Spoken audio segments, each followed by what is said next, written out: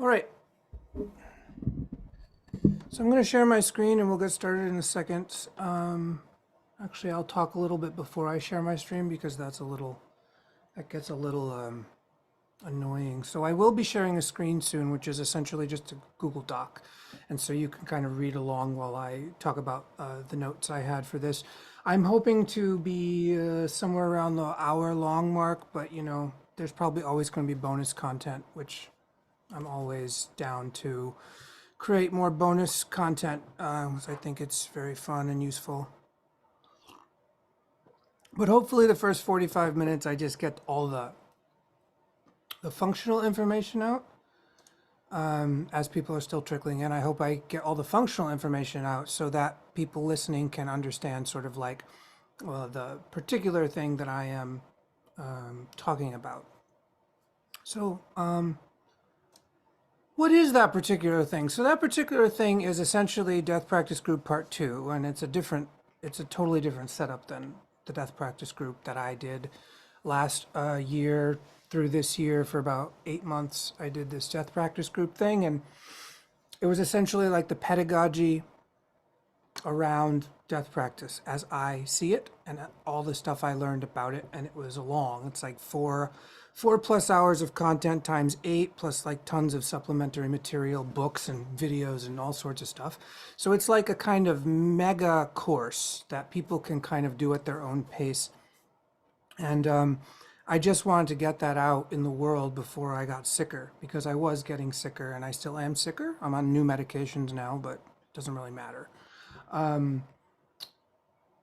So I did that, and I had originally kind of planned to go for 13 months, but around the 8th month, I got the call that it was time to close it down because the participation that was required to go further wasn't there. So people were listening, people were enjoying my lectures, but that's only part of what is required to do this work. And so because we live in this hyper-consumptive attention deficit, attachment disorder culture called Puritan America, essentially, constantly looking for new information that will save us. Because if we just have the right information, we will be saved, right? We won't die, we won't get sick, we won't break up with our partners, we'll get the right promotion at work. So that's the part of the American delusion, is that if we just have the right information, things will work out. And part of that is true, but only part. It's like, okay, so you need to know how to like cook the food before you eat it. Okay, so like, but then if you don't know how to cook, but you can gather the ingredients, but you don't know how to cook it, you're like, oh, well, then I have to apply the knowledge. I have to apply knowledge and get feedback from the actual world. Like, oh, why is my food always burning? Why am I eating burnt food all the time? Well, because you don't know how to use the temperature right? And everyone's gone through this. It's just learning. But because we live in this crazy culture, which has gotten all of the hooks into all of us, we're kind of, helpless. We kind of learned how to be helpless, like little babies. And we're constantly thinking that some savior, some new hero or heroine, or, right? They've got to be a queen or a king or a knight or a princess or some archetype will come and save us from ourselves and our stupidity. And so we need the knowledge, we need the right knowledge, not the propaganda, but the actual, like, real knowledge. Wisdom, essentially. We need real knowledge and wisdom, and we need to apply that knowledge and wisdom, which is kind of where everyone shits themselves, because you will make tons of mistakes, you will fail, you will feel bad about yourself, and you'll feel bad about yourself, you won't know what you're doing half the time, and then you get into the real mess of learning. So learning is not just, oh, look, all the right information. Here's the better story. Here's the narrative therapy I need for, right? And everyone goes, oh, thank God. Now we have this new story of attachment. Oh, now we have the new story of animism. Oh, now we have the new story of trauma. and they think, that'll save me. Except then they just weaponize it, and because the culture weaponizes everything. The culture weaponizes everything to keep itself going, and it's the same addiction cycle that it's always been in. So it's not enough to have the right knowledge. You need to understand how to use that knowledge, and you also need to understand when that knowledge is being used for nefarious purposes, even if it's well-intentioned nefarious purposes. So this is why learning is so difficult in America, because we don't have a structure of learning that allows us to play, make mistakes, and have collaborative feedback that actually helps us grow as artists. Because most people are coming and they don't see themselves as artists.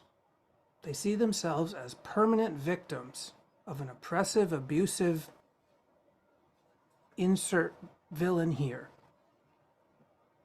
And when you think of yourself like that, you will never go towards healing, because it's too narcotic to continue to do what you're always doing, which is your survival mechanism, because the system doesn't want to change what has seemed to work. So you don't change. You just kind of fold everything into the pre-existing addiction pattern, which is some form of dissociation. And everyone's going to go, no, you're victim blaming. No, I'm not victim blaming. This is just neurobiology. It has no personal opinion into it. It's not personal. This is just neurobiology. It's kind of designed as a failsafe for your own stupidity. And it creates whatever it creates. And some people are lucky and some people are not so lucky. It has really almost nothing to do with you. But we don't tell this story in the West. We tell a different story about meritocracy and luck and ableism and wealth and power and hierarchies and domination and winners and losers. That's what we talk about in the West. So in order for us to progress, we need to change a whole lot of narratives over time. A whole lot. Because the more you dig, the more you find out, the more you discover all these ghosts in your fucking closet. And you realize that just having the right information does not actually change your symptoms that much. You just get a kind of brief narcotic dopamine hit from hearing good information. And then you swim about your day until that dopamine runs out, and then you end up making the same shitty decisions again because you're in stress and pain and it sucks. And you just go, oh, I totally forgot all those nice things that I heard because reasons. And you're like, I must be bad, or that information must be wrong. Right? So this is what everyone's doing most of the time. It's either I'm a shitty person or they're a shitty person. Right? Because this is like part of learning, is to recognize, oh, I'm not shitty, I'm just learning, and I didn't learn how to properly interrupt the addiction pattern in my own system. I didn't learn how to do that because nobody's teaching me that. Because this culture is an addicted, narcissistic culture. The American culture is an addict. And that's not to say, oh, bad addicts. Everyone's a fucking addict. But this is an addict that's in denial. That's the American culture. So it teaches us to also be addicts in denial. And also teaches us that if you're an addict, you're kind of disposable. So never admit that you're an addict, because now you're disposable. So you're in all these fucked up toxic double binds that don't make any fucking sense. And they're not how real life works. Real life is just bumbling along, improvising and learning things and hopefully iterating forward, and that's life. It's just like a design process. It's a relational, ecological design process in which things eventually fall apart, no matter if you do the right thing or not. And it's just, you still want to try to do the right thing because it's harm reduction, or like it does improve quality of life for you or your friends. So you do it, but eventually, no matter what you do, you fail. And that's called dying.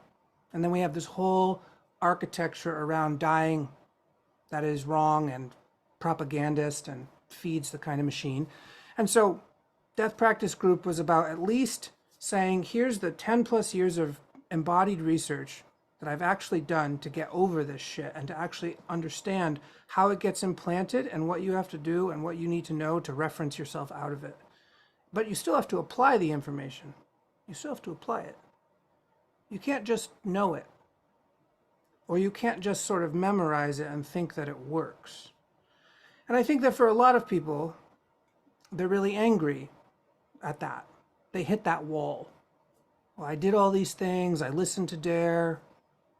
And my life is still my life. I still have all these emotions that I don't like. Right. So regardless of if you've listened to those 8 months of podcasts or course that I did, regardless, it's there. It's kind of like the backstory. It's kind of like the history story. If you want the history story, the kind of radical history story of what I mentioned, what I kind of am just referring to, those are there for you. And they're on the webpage and you can order them, and that's just the way it is. That was sort of like a thing that I wanted to make sure that I got to do before I got sick. And then I had to deal with life and my sickness and kind of figure out what was next. I don't know what's next, but this seems to be what's next. So I'm doing this stuff transparently because I want everyone to understand that the artistic process is not something that is certain or known or even some way knowable. You just have to be audacious enough to use your craft and skill to kind of blunder your way forward, and kind of clean up as you go along. So this will be about sort of the next phase of the work, which is primarily what I call Deathclown for short. It is kind of like the theatrical ritual application of death practice. Okay. So I'm going to share my screen. I'm going to share my screen. Where are you? Where are you? I still don't understand how to use this computer, just FYI. Here it is.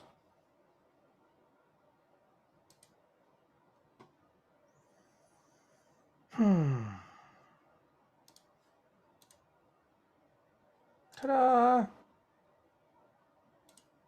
Okay, everyone can see this now, yes? Okay.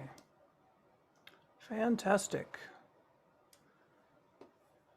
We will have a fun little chitty chat about this. And my apologies to people who are in the waiting room, because now it's going to be harder to see in the waiting room. But I think it works. I think it works. I think it works. Ta-da! Yes, all the things. So let's just start with this. So bodies are political. You can't escape it. Bodies are political. They're just, that's it. They're not good or bad or healthy or sick. They're just fucking political. Which is to say they sort of represent something, which is to say they're stories. So bodies are stories, and stories are representations. And bodies are representations of stories. So bodies are political, bodies are stories, bodies represent. Okay, and so this starts to be like, uh-oh, but also like, maybe it's cool, maybe it's bad, maybe it's fun. Okay, yeah, I understand. So bodies react. Bodies react to other bodies because bodies represent stories, which is what politics is. Politics is like the politics of threat, the politics of history, the politics of species, the politics of biology, politics of ecosystems. Bodies react, but they also enact. So enaction is kind of like, maybe it's a little different than a reaction. It's like what you do from the reaction. You make a choice. You enact something. You make a choice. If you're totally in fight or flight all the time, you are technically making choices, but you're not really in co-creation yet. You're just kind of running around. But we're going to get into like why there's always a back door into liberation, but you have to learn it. It's not automatic, is kind of what I'm saying. Every body needs training. Every body needs initiation and integration of the initiation. That's all it is, over and over. Because we all carry all these weird ghosts. And it's not personal, it's collective, but we have to deal with it. So how do we make that fun? Instead of this, oh no, trauma healing forever and ever. And now I have to spend 25 minutes when I meet a new person to talk about all my fucking identities. Because that's how we get justice. Yeah, I don't think so. But a lot of people are still there, and I just am trying to get to the point. I'm trying to get to the point. I don't want to stay in this like place forever where we never get to the point. So none of this is fixed. It's always changing. That's always, things are falling apart. Never fixed, always changing. So even your trauma is changing, even though it seems like it's not. So you have to understand the worldview that says things are permanent and fixed is wrong. It's just wrong. And the last but not least of this little poem that I wrote is that time bends through bodies. And this is very important because time is chi. So vital energy appearing as time, which appears conceptually as past, present, and future, is more like an ocean and rivers and streams and atmospheric conditions, currents. And those currents, called time, bend through the body, which means that at the same time, what you think of as the past, the present, and the future are happening simultaneously as time in your body, with no opinion, just currents of energy with zero opinion. Even what might seem like an opinion, like an emotional feeling, that's a downstream interpretation of something farther upstream that is just a current called time moving through the system called the body. So this is kind of like, if I had to say it and never say it again, I could just say this maybe and go die. Because this is what I've learned, not just what people have told me, this is what I've actually learned in my body. So that you can tell me another story and I'll be like, yeah, probably not. Probably you don't know this yet. Because I've experienced this multiple times. It can't be taken away from me anymore. Right? And this is the point. This is what all of our ancestors knew before they were either fully subjugated or were murdered by colonialism or imperialism or some kind of insanity. Because this is what all animist indigenous cultures know, regardless of what you call it. This is it. This is it. Time is dreaming, dreaming is time, and it's happening right now through bodies and land. That's it. Over, done, forever. Circles forever and ever and ever. And it's not just a story. I'm just telling you a story about this event that is constantly occurring. And the fact that I can tell you that story says something about my ability to be with that non-story.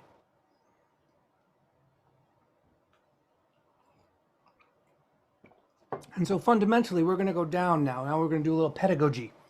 Because without pedagogy, you don't know why you should believe any of this. Because your mind is trying to protect you from cultists and psychopaths and people who take advantage of you because you're kind of innocent and stupid, right? And we need to know why we should believe someone. So that's what pedagogy is for. So this form is essentially a pedagogical form first. It understands history in order to move ourselves somewhere else. So look, this is it. So it looks like there's two things happening here. There's the death column and there's the clown column. And all we're going to do is go through them, noticing how they kind of intersect all the time. Right? But we'll go through the death column and then we'll jump to the clown column and we'll kind of zigzag back and forth. Like we'll do little lightning bolts. This is basically my short-term history, 300,000 year history lesson. Short-term. If you want the long-term, go get the other sessions. But so,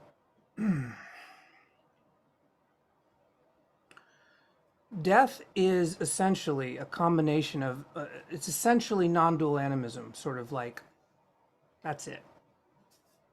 It's non-dual animism but then all of this has to be unpacked. So it's like non-dual animism and tantra.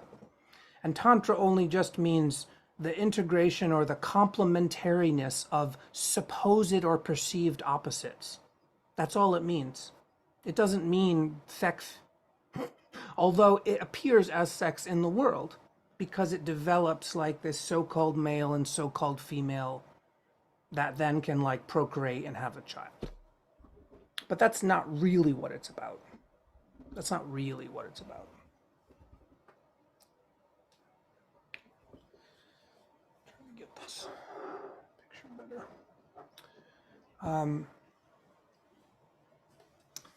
So it also has to do with all the dream yogas, and there are multiple dream yogas. Yoga is just kind of a term that means union. It's an Indian term, but currently it's used to describe all Asian dream practices, which includes China, Tibet, Korea, all of the ethnic groups that China is still trying to colonize inside of its own body, India, and all Southeast Asia, and all that stuff. It includes the Aboriginal dream yoga of the Aboriginal Australians. It includes all of the South American dream yogas and Native American dream yogas, and all of the other indigenous peoples too. So the more you study any kind of dream tech from all of these places, the more you're like, this is really not that different. They're talking about this thing and they have a different name for it, but it's all the same.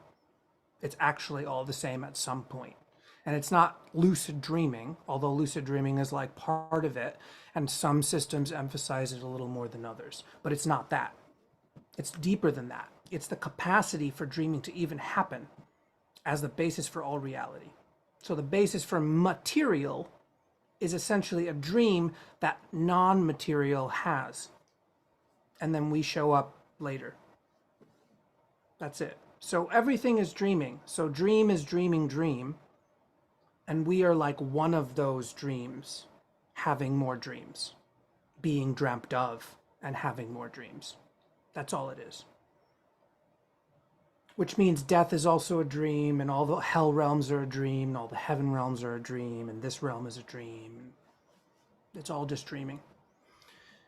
But because you live in America, you can only listen to the American dream, which says money talks and bullshit walks. So now you're fucked. Because now there's a real and a fake. And the minute you have a real and a fake, you're in dualism, not non-duality anymore. You can't actually be in relationship in duality. You can only be in a kind of approximation of relationship. And all of us are also doing that most of the time. We're in an approximation of relationship based on false binaries, making either or choices, pretending that we're in relationship. And the lifelong human endeavor has been, how do we stop doing that? How do we actually like do the thing that's like really real and not like fake, but we call it real? Because we've kind of mixed them up. We say the real is a fake and the fake is real, and we're like all fucked up now. So that leads us to death practice, because dream practice is a death practice. It's probably the death practice everyone does most, but they don't know it and they don't want to know it. Because you die every night when you go to sleep, but then you come back to life. Some part of you dies. And you're like, no, my heart was beating the whole time. It's like, yeah, you think you're one person. You think you're one thing. But there's a spirit that beats your heart and a spirit that doesn't beat your heart, and that spirit dies and comes back to life. And the spirit that beats your heart is like, yeah, I was having a great time beating the heart. Someday I won't beat the heart anymore.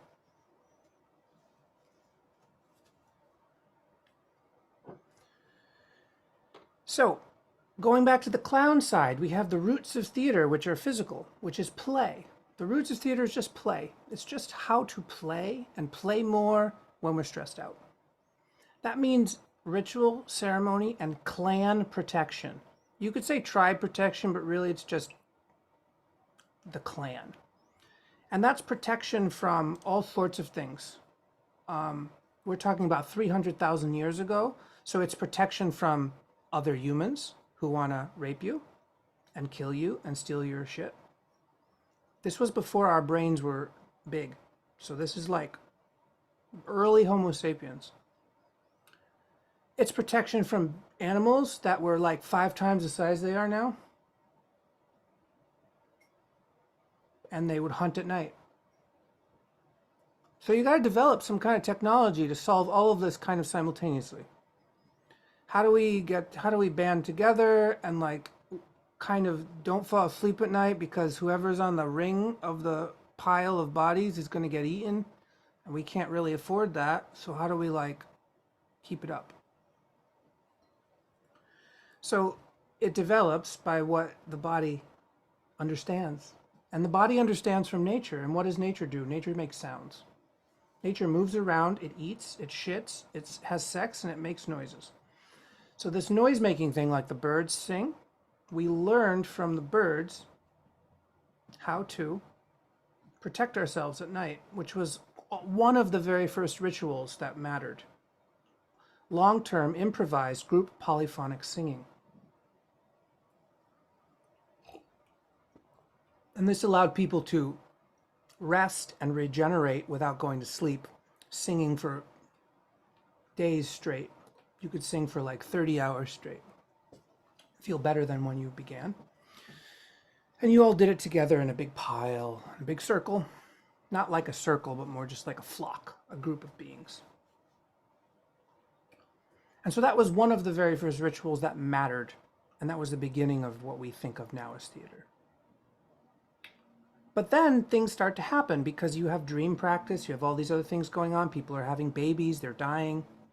So now you have channeling and mediumistic experiences sort of happening naturally. Where does inspiration come from? It's a good question, right? And then you have animistic cross-species, cross-reality exchange, which is to say, I need to know where the water is, and I went to sleep, and antelope led me to the water. And when I woke up, I knew exactly where the water was. You're going to tell that person that the antelope wasn't real? Or do you just not know what dreaming actually is? It's probably the latter, not the former. So we have all these things happening emergently in the human psyche because humans are just animals, and animals are just connected to the earth. And if you're connected to the earth, all sorts of shit's going to happen. But then we have kind of another category. So people are dying. So we have this death thing happening. And so now you have ancestral contact and upkeep, which is to say, yeah, it was the antelope, but it was also my grandmother. No, so was it the antelope or your grandmother? No. It was the antelope and my grandmother. So this is just normal back in the day. No need to fucking explain it like I'm doing now. So going back to the death part, you have a Neolithic pre-agrarian hunter-gathering worldview and culture. And that's very important because it's Neolithic, right? It's Neolithic, it's pre-agrarian hunter-gatherers. It's before the mass onset of agriculture, before the climate stabilized, before 12,000 years ago. So from 300,000 years ago to 12,000 years ago, everybody lived like a nomadic hunter-gatherer where all of these things were just obvious until the climate stabilized, and then we developed caste systems, warlords, patriarchy, and everywhere that long-term agriculture is taken up, patriarchy follows immediately, and there are tons of research on this. Because the minute you have to protect your grain stores, you develop a police class, soldiers. And the minute you develop soldiers, they demand more because they're going to protect you when the other soldiers come to raid your stuff. And they take advantage of that by doing whatever the fuck they want, which is not working, trying to rape and fuck as many people as possible. So you want to say ACAB, you're like, no, they're protecting us. Yeah, no, it's been this way forever. ACAB is ACAB forever, and it's not some new thing. The minute we have a permanent soldier class, we are fucked. Because one of those soldiers will declare themselves God King of the universe. And that's what happened. And that's what we're living in now. So before this, it was not like that. There was no God, kings, and queens of the universe. They're just people collectively governing, nomadically, wandering around, talking to plants and animals, and not becoming super powerful because there's a rate limit on power. If you're not growing grains, you have a rate limit, which is to say you're fucking hungry all the time. So you can't be an asshole because you're fucking hungry all the time. The minute you start to have surplus energy, watch out. Watch out. So, deep time cultural anthropology regarding the beginning of human species and culture from the Radical Anthropology Group, which is a group of radical anthropologists. I learned a lot of this from, but it's not just them.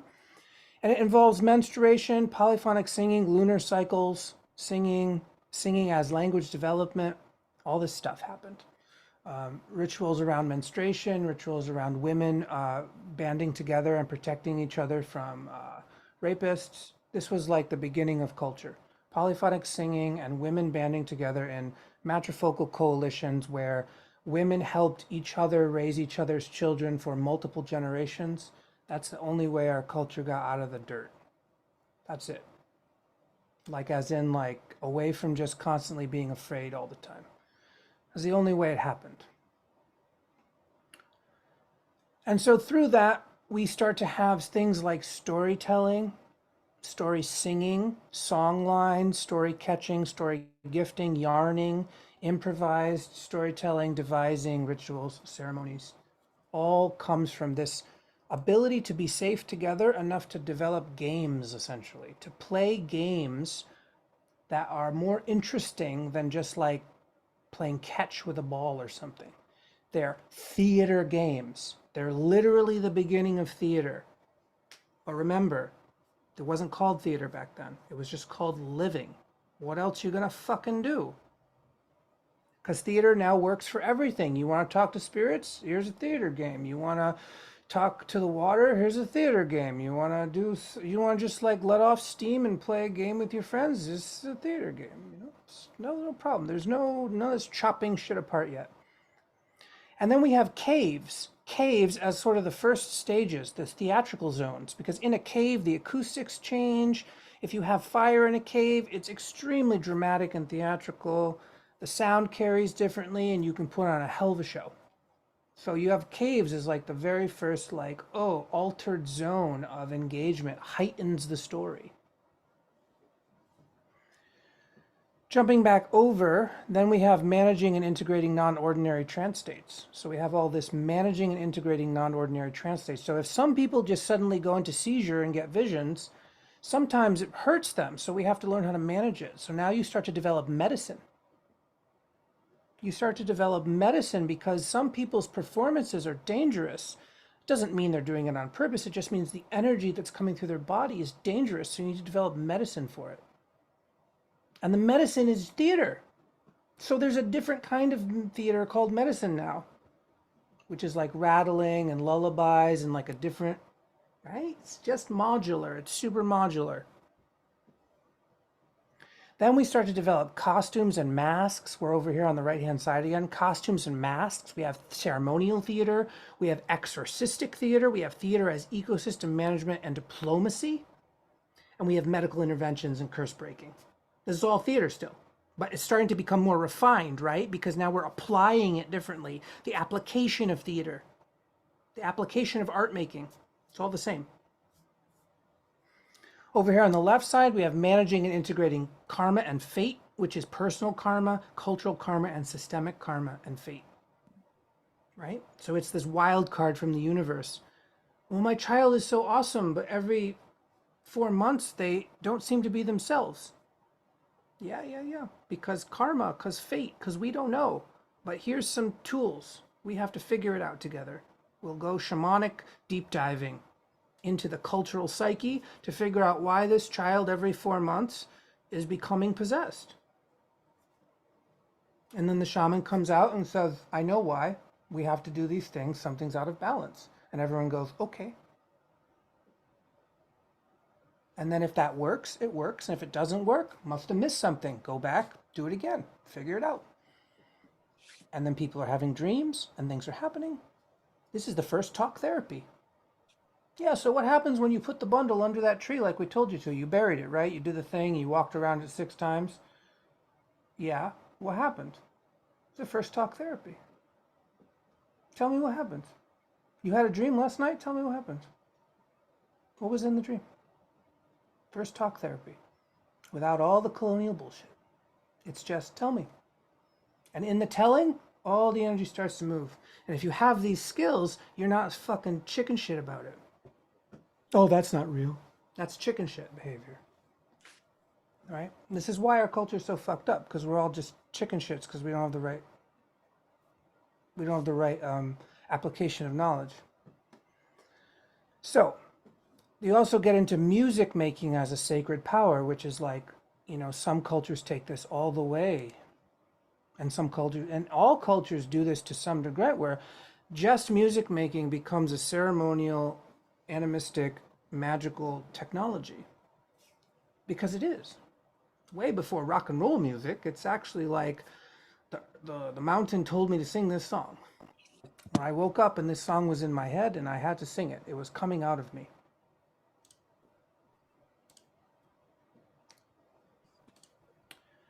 So, now we go to the left-hand side. This is the death side still, and we have justice equals question mark. Because I'm just going to say, everyone, could you please mute? I don't want to have to mute all. Let's see. All right, who's unmuted? Okay.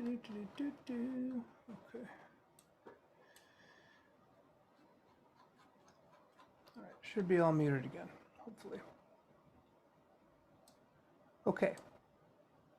So then justice is a question mark, because justice is a moving target, just like peace is a moving target. They don't stay the same because nothing stays the same. So when we think of as justice and peace, we don't really know what that means because we just want relief. We just want relief because we've probably never sustained a feeling like I'm talking about here for long enough to know that it changes. We're still trying to get it because we think if we get it, we'll get to keep it because it's, but we're spending our whole lives in this culture searching for a glimpse of something that actually doesn't exist because we don't understand the context by which that energy could just transform in our bodies. We think it's a thing we can own and secure because we live in a security culture, which requires police and soldiers, right? It's the same thing over and over again, right? We are where we are because we are where we are. And in order to get out of how we are, we have to stop doing the things that cause us to be where we are. But we're so afraid of dying that we won't do it. So we have death practice. But then you're even afraid of death practice because you don't like it.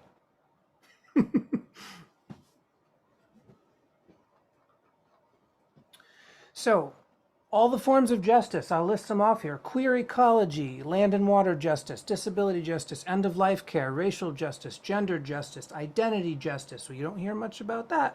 Soul justice, you don't really hear about that either. So identity justice and soul justice would be like the capacity for you to be able to actually be not a single thing and not have to constantly carry around your identity, history markers, and constantly be signaling to other people about them in order to gain status or think that you protect yourself or something.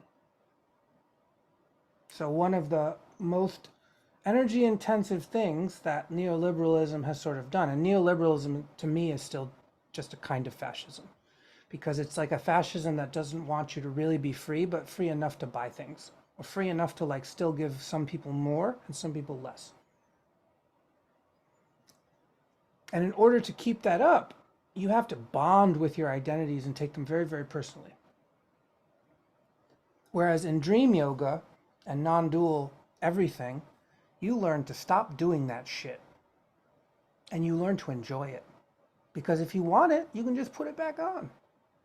You just play the part again. I want to be queer, I want to be cis, I want to be this, I want to be that. Oh, what's that feel like? Oh, it feels like this. Okay, so does it feel, okay, do it. Oh, I feel things moving around in my body. Yeah, isn't that cool? Oh, I'm kind of scared. Who will I be? Who fucking cares?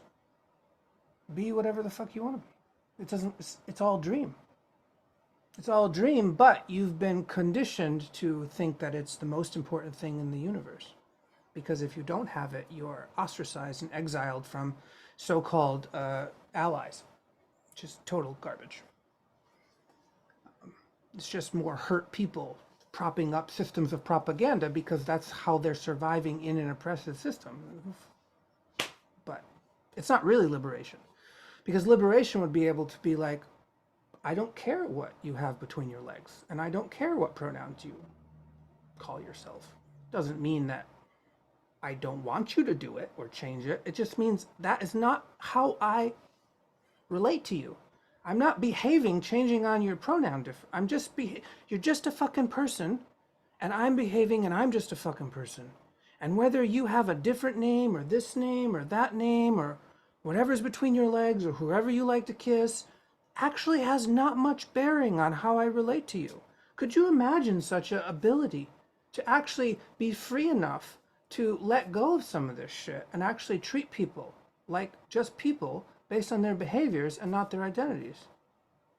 It would be nice. We're not there yet, but it would be nice. So that's part of what this practice is trying to get you to, is to go, if we're all actors, then actors can do lots of crazy things. Actors can be in drag. Oh my. We all know what theater has the power to do. It's the power to get out of your identity costume and into a different one. And the more you do that, the more you realize, why? Why? I could just change some of it. I don't have to keep all of it, right? Because it's just some karma you picked up and you can go, hey, yeah, whatever. So soul justice would be something like John Trudell talks about. So that's like even more than identity justice, because once you've dealt with identity justice, you're into soul justice because you're not a fucking identity anymore. But what are you? You're a soul. But a soul is not singular. A soul is plural. And now you're fucking gone because I've lost you, right? Because multiple personality disorder and all this crazy shit that you don't want to talk about. But soul justice is sort of like if we were really going to do it, if we were really going to do mutual aid, we would have to aim for something like soul justice. And we would have to be able to sense that shit.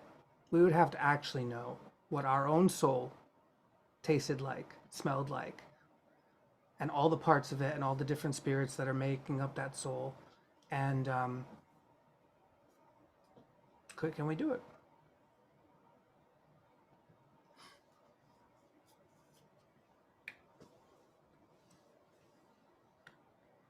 So going back to the clown, so there's a lot more in the clown stuff. So in the clown stuff,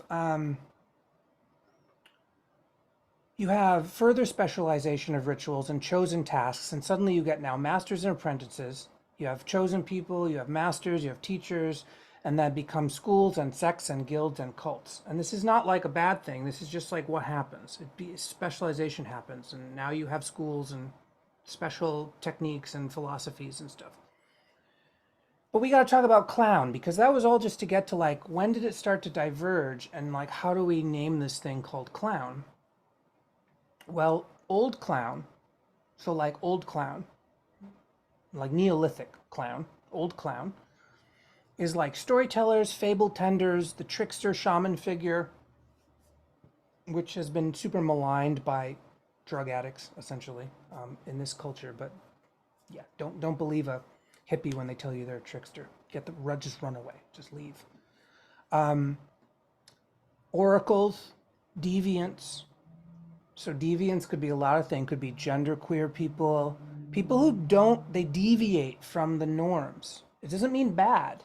It means bad now, but deviance just means like mutants. It's like a different thing. It's like a third thing, a fourth thing, a fifth thing. And then we have red path characters. Red path characters, if they become a warlord, god king, they usually try to repent, because actually they're not only aggressive, they just have so much karma that the only thing they can do is burn through it in a way that is almost like cinematically crazy. So someone like Genghis Khan was kind of like a Red Path character. It gets a little bit icky because he's really doing us a service, but now we have to deal with the aftermath.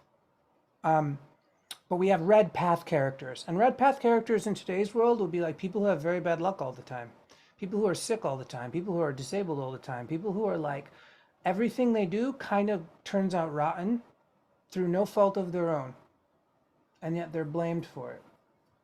So Red Path characters, some of us have some Red Path in us, some of us have a lot more Red Path than others. It's good to have a mixture of red and black, but we would get into that in the course because it's too much to go into now. But then you have things like bouffons, and so now we're getting closer to what clown is today. Bouffons, we have mud people, dirt people. So these are all like fables. So in old Greek theater, the actors played to the statues of the gods that were behind the audience.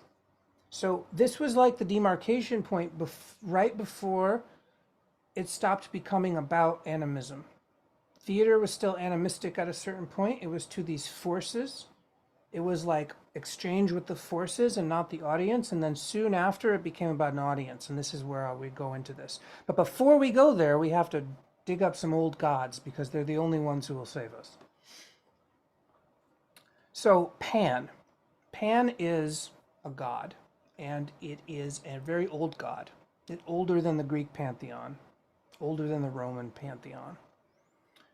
Pan represents a certain kind of tantric force, which could be considered the phallus or the yang force. But this is where we get certain words from.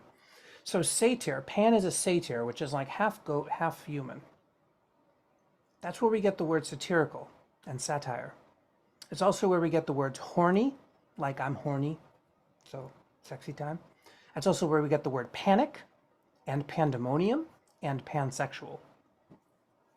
Now, it doesn't mean chaos. It's just too old to control. Too old to control. Too powerful to control. Does not exist within your standard of ethics.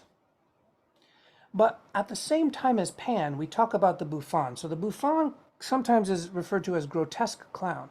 Now, what is the root word of the word grotesque? It's grotto. What is a grotto? A grotto is a cave, usually with water in it. What do you think a cave with water in it looks like to an animist person? Sort of looks like a vagina, a vulva, a birth canal. So why would grotesque now mean something like grotto, which is actually quite beautiful and sort of magical? Well, patriarchy, obviously. But if we take just the root of the word, grotesque is from the word grotto. Grotto is a hidden cave with life-giving waters. Grotesque just means hidden. So it's the mother's cave, the cave of life, birth, and death. It's darkness. Darkness is earth. So we have these two forces. We have this sort of male and female force, which is Pan, the roaming goat god of the forest. And we have these caves of the earth that are the female body. And Pan goes into the cave. This is the first real creation story. This is the first real one that actually fucking matters. All the other ones are offshoots of this kind of thing. But this is where we get satire from. This is where we get satirical. So we also have to understand we're talking about clown here. So the clown must be something more than just comedy. Because if it comes from this vitalizing phallic life force penetrating the grotto of the life waters of the world, it must be something way more than we want to give it credit for. So now, after Greek and after the Greek conquest of Europe and the Roman conquest of Europe and all this shit, we have the rise of pagan and Euro-pagan sort of Western theaters, the beginning of Western theater. So we have Commedia dell'arte, we have mime, we have red-nosed clown, we have jesters, court jesters, we have the Festival of Fools, we have traveling troops going from town to town, sort of putting on plays for the audience. So now we're doing audience stuff, right? Now it's stopped being purely about the gods and it's become about patrons and audience and the elite class, which is like philanthropy, right? So now we start to change our God worship to this kind of elite people and common people who might give us some money on the road. But remember, it moves from oral, and this is like the move, all of this, like Shakespeare. So Shakespeare is the move from oral to written theater. It's this whole period of time where you disguise satire, again, that word, you disguise satire and political metaphors as entertainment. So you start to see where it starts to become something we're more used to now. Now you, and then from this, you have integration in different cultures. So that was sort of like Europe. And then Europe colonizes everybody, right? Basically. Long story short. But then you have a very interesting thing happen with these sort of triple mixed race cultures like the Caribbean and Puerto Rico and South America. So integration of all of this in a mixed race post-colonial culture, such as the Caribbean, New Orleans, which might as well be its own fucking country. New Orleans, Brazil, South America. You have syncretic overlays of old animism with forced Catholic domination. You see that. You see the hybridity happen. You have things like Mardi Gras, Carnival, and mediumistic hybrid systems of theater, worship, ritual that are all happening simultaneously as mutual aid, as community building, as religion, as folk medicine, all at the same time. No difference. So this is the closest thing we have to the stuff I was talking about earlier, is in these kind of, these cultures, these kind of like Palombe and all this like trance medium crazy shit. That's the closest we have to what the old people are doing. And in Central Africa, where they're still hunter-gatherers, they're doing this stuff too. But it's kind of closest thing the modern people have to being able to witness something that was really still there 200,000 years ago in Neolithic times. But then you have this other offshoot. So this is where it gets really interesting, and this is why I have to add it in here, because it's all part of this kind of what I'm talking about. When I say clown, I mean all of this. So you have that integration, you have Mardi Gras, you have Carnival, you have mediumship, you have crazy drag, sex, gender bending rituals, and trance mediumship and all this stuff. But then in Spanish and Latin America, you get the surrealistic movements like Dada and Oulipo in France, and Frida Kahlo in Mexico, and Dali and Lorca, and magical realism, and it's essentially anti-fascist fabulism. I would say it's the precursor to people like Octavia Butler and Ursula K. Le Guin, to be able to dream into another reality and bring it here. This is sort of like the beginning of that. Basically, poetry as non-dual rebellion. That's what I would call it. So you have this kind of other offshoot that is a little bit more theatrical, a little bit more like Shakespeare, dancing in the darkness, and, you know, then like getting high on absinthe and like writing an amazing poem and being gay as fuck. Right. And if it's anti-fascist, you have to remember this springs up in opposition to things like Franco and, you know, all these motherfuckers. You know, it's anti-fascist, but it's an anti-fascist surrealist dreaming. That's great shit. So moving on from there, because right now you've got like the beginning of the 19th, 20th century, right? You got the beginning. We can already know this. Like, we have pictures of Frida Kahlo. We're like, okay, so this is happening. Now we move into what we would consider modern and postmodern theater and cinema, which would be moving from the vaudeville and storytelling circus kind of, which is still folk. It's still very folk. It's like, I'm going to tell you a story and there's no fourth wall. I'm talking to you. Jazz singers, vaudeville. I'm talking to you. I'm not talking to, it's not, you know, it's you in the audience. It's you, God. It's you, whatever. So you move from this like constant breaking of the fourth wall to the fourth wall erecting, which is where you get things like hyper-realistic cinema and theater, like Stanislavski, Meisner, Adler, etc.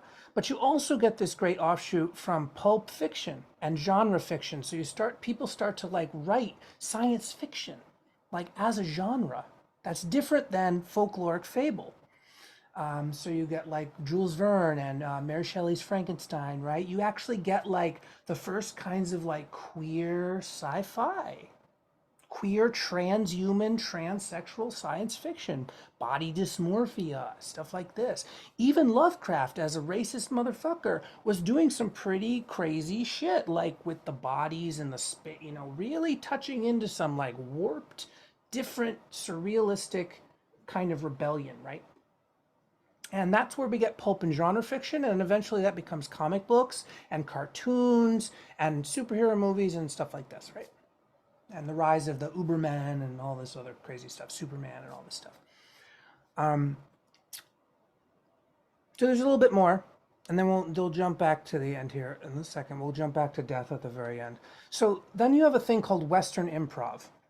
Now, Western improv started with someone named Viola Spolin, and now kind of like action theater, but it's like Second City, Upright Citizens Brigade, Groundlings, Saturday Night Live. And so it moved towards a more like Western sitcom sketch comedy formula, where it's a mixture of stand-up comedy and sitcom sketch absurdism that is still within the Western Puritan Christian frame. Even if it's subversive a little bit, it's still primarily trying to tell a linear story about humans who live in the material world, right? And so it still has a lot of the tropes. It's like things have to make sense, even if though they're weird. And then we get more and more absurdism after this. But in the beginning, it's like, it's funny, but like it makes sense. Oh, bewitched, she's a witch, and she twitches her nose and things happen. It's like very like kind of schmaltzy. But it was a step that people had to go on. Now we go further. So 60s, 70s, 1960s, 1970s, civil rights movement. Sort of when people started to finally burst the bubble of this like American hegemony, like is the best thing that, everyone was believing after World War II. Not everyone, but many people, especially white people. Oh, we're all the greatest. We saved the world from Hitler. Yeah, sure you did. Where you get contemplative and social dance and theater forms that are specifically about unburdening the people from the trauma of the state. Like psychodrama, theater of the oppressed, Paulo Freire, forum theater, drama therapies, plural, community theater, and theater in prisons, right? All this stuff that's like, let's help marginalized, oppressed folks deal with their shit. So you have this whole giant movement since the 60s to sort of like bring theater back to the people instead of the elites, like Broadway and stuff. So where are we now? Now we are in a time, sort of postmodern. That's where we're at now. We're in a postmodern stage where anything goes, which is we use all forms and we study and break the frames. And we examine why the frames exist, who do they benefit, who do they harm. And the wave that's happening now is it's virtual, which is to say social media. So like online creators, like people on YouTube and Instagram and stuff, just making their own weird videos and skits and just doing whatever they want without having to like go to Hollywood. So we have that part of it, which I didn't write here, but thinking of it now, it's like, okay, so that's part of where we are now. The other part is this immersive theater as new wave ritual. So immersive theater is like the new way to package ceremony for people who just want a new dopamine hit. But it's also a way that we can take back the power that I originally talked about at the very beginning all the way up here. Because this is immersive theater. All of this stuff, it's immersive theater. That's all it is. It's life. But now we have a thing called immersive theater, no proscenium, and we think it's a new thing for corporations to make money off of, right?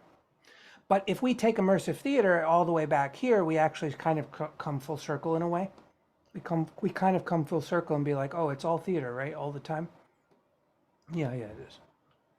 So finally, at the end here, we have like another figure that we just have to name. So along with Pan and the grotto, the life-giving waters of the mother, we have these beings that have always been around and they change through time. So in Mexico, we have Santa Muerte, Holy Death. In Italy and in some places in Spain and France, we still have shrines to the Black Madonna, right? So the Black Madonna is the original African mother fertility goddess that was co-opted by Euro people throughout the years, and that's what happens to gods, is they keep getting co-opted by the new conqueror. because that's how you gain power. But you still have some of these, around. And then Holy Mother Death, and this would be like the crone archetype, Hecate, things like that, where Mother Death is sort of the originary god, and that's like Tiamat in Mesopotamia, so like the black snake mother who gives birth to all monsters. All of these would be the original same force that we're talking about. The Tao, the Valley Mother of the Tao, the black hole of the cosmos, all of this stuff. Holy Mother, all of it. But it appears as these syncretic forms to different people at different times, but it's the same energy. It's the exact same energy.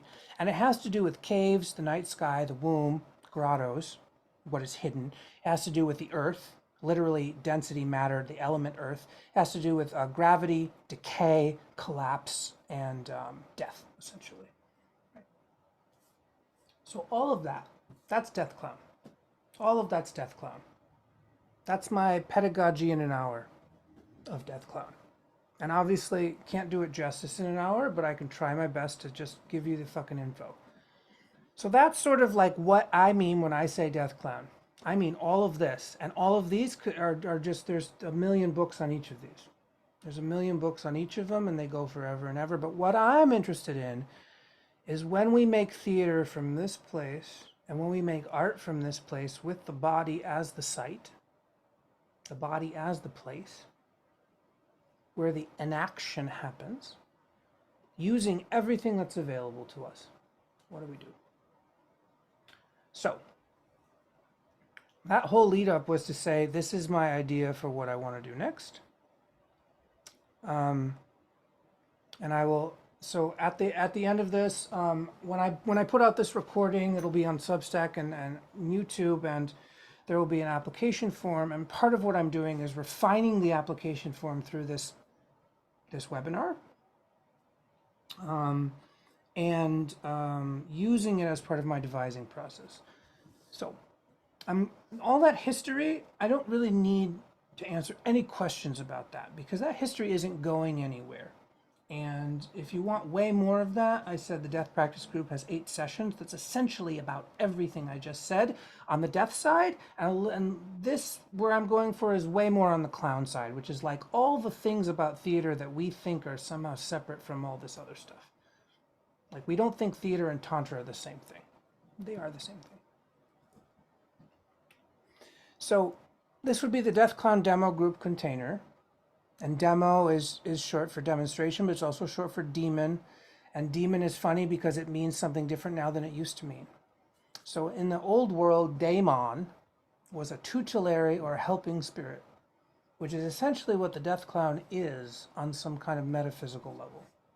It is a helping spirit that you essentially put on over your center, over your kind of true self. But you have to develop it, because the Deathclown gives no shits about your moral, ethical quandary. It doesn't care. So most people are either never going to touch it, or they're going to touch it too much and not know how to manage it.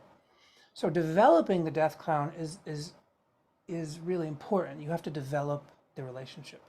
You have to develop the skills and capacities to actually use it at any time as a sort of normal thing you can do. So these are sort of some of the basic tenets of the course. So it's artists as art makers and artists helping other artists. And it may be therapeutic, but it is not therapy. It is not therapy. It is not group therapy. It is not Western therapy. It is not trauma, this, that, and the other thing. If anything, it is post-traumatic growth in action as a continual event. You must actually work at post-traumatic growth. It will not just happen. It is an ongoing interaction. It is self-responsibility for what happens during the art-making process, which, I don't know. Things happen during the art-making process that you don't like. I don't like either, but I take responsibility for them, and I deal with them in the art-making process itself. Using everything as material. This is very important. Everything as material. Everything. Absolutely everything. Nothing is exiled, and yet that doesn't mean we don't have care and craft when it comes to using the material. If everything is material, that means that some material requires certain tools to use safely. But we're still going to use it, just like fire, just like a knife. Knife isn't good or bad. It's how you use it that matters. So it's using everything as material. That's one of the core components of the guidelines here. That means every phenomena can be played with and delighted in, even if you don't believe me. This is key component.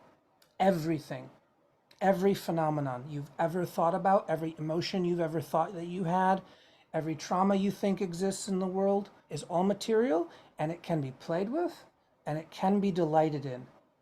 But you have to be careful and you have to have skill. That's all. There's nothing off table here. But you need guidelines. And there needs to be a container for you to actually make mistakes and not fucking die and go crazy and like cancel yourself and other people. Because that's not good art making. The other thing is emotions are not what you think they are. 100%. Emotions are not what you think they are. And if you think you know emotions, I will break him. I'm going to break that. Because that's part of the number one issue I see with this work is people think they know what emotions are and then they can't do the work because they already think they know. It's a big problem. Oh, I know what grief is. No, fuck off. It's totally kills the artistic process. Sadness, anger, rage. You think you know what they are? No. No. That's what I've seen time and time again. Do you think you have an addiction to your story of emotion because it keeps you dissociated from what emotions really are, which is energy and time, and you're actually terrified of that because there's no boundary. So you go, I know what emotions are. And everyone else goes, yeah, you're right. And so you can't do the work because it's just dead work. It's not like living. It's not like vital. The next one is allying with pain, fear, and hunger as wisdom forces, and that goes right along with it. You're going to learn to change your idea and relationship with pain, fear, and hunger. I can't promise you'll do it completely, but I can promise that that's an absolute principle of what this container is going to be about. It's also learning to be coached and corrected from an impersonal place. You have to learn how to be like, yeah, I'm just trying things out. I got coached and corrected. I'll try a new thing. It's not personal. I'm just here to make new art. I'm just here to make art. I'm not here to take shit personally. I'm not here to like have new identity problems. That's not what we're here for. We're here to make art. And to do that, you have to become coachable and correctable and also be able to give feedback and take feedback and all sorts of things. Learning to manage impulses and impacts in better ways. So it's not just impacts, it's impulses and impacts. The interplay between impacts and impulses, which is play, theater, art making, and death practice. That's all it is. And then a high level of participation is required, and there will always be multiple ways to participate, but a high level of participation is required. So I'll get into that in the application. If you request the application and go to it when it's live, you will see much more about this, like the application process itself, but I'm just sort of touching on it here. Some of the things we will learn or practice, really, is critical inquiry and critical response frameworks, which is learning to ask better kinds of questions and give better feedback from the point of view of an artist and trying to help artists make better art. That's all. A type of methodology that I call impro-devising, which is a mixture of improvisational techniques and devising techniques, which I won't go into. It's a very long list. You'll use many forms to cross-pollinate, so poetry, writing, drawing, collage, crafting, puppetry, movement, song, speech, etc., etc. Like, when I say we use everything as material, we really use everything. All forms are on the table. You're a singer, we're going to use singing. You're not a singer, we're still going to use singing. See, it's like we use everything. Use what you're already good at and what you're terrible at. And it's all part of the ethos of making interesting art. Because it doesn't have to be good to be interesting. It doesn't have to be beautiful to be interesting. And we'll go into my Afro-poetic method of call and response writing, which is sort of my surrealist, like I developed this form studying the surrealist and trying to figure out what worked for me. So that'll just be like a little module of like, what is an Afro-poetic method? And how can you develop your own method and call it something? Because that's all I did with this. It's just, I looked at what I was doing and said, what is this? And then I said, oh, it's this. And then I eventually came up with the term Afro-poetic. And it has a meaning and everything. But we'll go into that. And then a big component is non-dual meditation and emptiness training and deep listening training. Right. So you have to learn how to do the meditation. It's a drop of a hat. Just do it. And still engage. So that's a part of the process. And then a big part of it, which is what I'm super excited about, is all this acting and theater training, which is clown and bouffon, partner work, dialogue, monologues, improvisation, devising, basic Meisner technique, physical theater, biomechanics, breath and voice health, viewpoints method, moment work, devising method, sketch comedy, satire, parody, sincerity, realism, surrealism, pulp and genre fiction, and more. So everything that we would consider to be like theater, storytelling, it's all in a big bucket. Then we would have immersive theater concepts such as ceremony, ritual, trance, and non-trance trance. That's part of it. And then game design, which would include tabletop role-playing gaming, LARPing, sports as games, and games as sports. So that's definitely included, like the gamification of things all the time.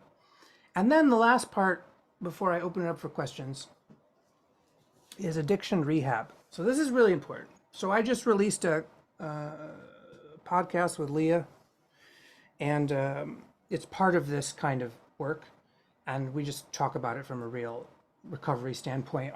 Artists as recovering addicts, essentially. Addiction rehab, which is begin or continue to rehab your addictions to narcissism, dissociation, and codependency with various propagandist worldviews, the ways that you sense and perceive, and the way you relate with language and communication. Doesn't mean you will get there in 3 months or whatever. Does not mean that. It means that I designed the curriculum with this in mind, to say that we are all somewhere on our recovery path in various addictions. Addictions to certain kinds of narcissistic neglect or narcissistic abuse, certain kinds of dissociation, certain kinds of codependency. Which are all kind of the same thing. They just appear differently with different people, but they're all kind of the same thing. How do we rehab that? Well, we're going to have to look at what that's about a little bit and say that like we're addicted to certain worldviews that are giving us narc supply. We are addicted to certain narcissistic, dissociative ways to sense and perceive information and reality. We are addicted with certain ways of talking and listening and relating and language and communication and sense making. And we hate other ways. And we blame other people for not doing it our way. And really what we have to do is get rid of all of it and just have fun. Again, like our ancestors did, with song and dance and gibberish and ritual, and actually rehab the part of our brain that is hyper-vigilantly addicted to sense-making as a proxy for safety. It's an addiction. But we think, oh, I'm just being smart, or I'm just being clever, or I'm just making sense, or I'm just, like we have all these fucking ways to blame ourselves and others for poor communication. But really, there's like a root issue there that isn't really about the communication. It's about how we're holding our own bodies as communication is happening. So poetry making, clowning, improvisation, it's all designed to shake up all of these fears, to see them as nothing. They're not actually real, and then once we understand that, we can actually change our bodily response in different ways. And that's the whole course, is like everyone has a form of stage fright. It's totally fine. But if you don't know how to use it animistically, you're still kind of trapped in some kind of dualistic cycle, right? So I can't get into much more than that here. I've already sort of gone way over time because this is sort of what I'm trying to design. Trying to design it like a 3-month college course because that's the only way I've seen or even think about that any real change can happen for someone. Is that you have to be involved and implicitly, you have to be complicit in your own growth, which is to say you have to sign up for something and see it through to the end. And the closest thing we have in this culture to an arc of ritual that does that is literally a college class. I looked at this and I was like, oh, this is really what it is, right? Yes, because there's a beginning and a middle, and we call that the midterm, and there's an end, and we call it the finals. And it's like, oh, well, no wonder so many people like this, because even though it fails so many people because it's super ableist, it still mimics a real structure, an arc of time. So I was like, well, I guess I'm going to do an online college course called Deathclown, so that people can actually take it seriously enough to actually do it. Because on some level, people take college classes seriously because of something. But the structure is true. To have homework and then to come back to class excited about getting feedback about the homework, this is usually only the case when you really love what you're doing. Like if you're in like a master's of writing class or something, you're fucking into it, right? You're like, oh man, I'm gonna write and then I'm gonna read other people's writing and then I'm gonna give feedback and I'm gonna get feedback. Oh, it's like a joy.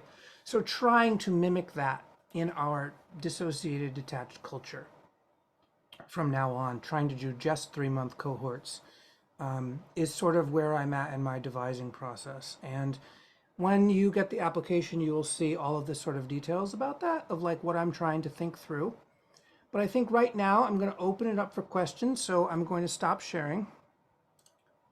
I'm going to stop sharing. If you have a question, please raise your hand. Not every question will be answered. Some of the questions I'll say, go here or look at this or wait till this podcast drops, because I've got 3 more podcasts I've already completed that are dealing with some of this stuff. So I have supplementary free material for people because that's how I roll.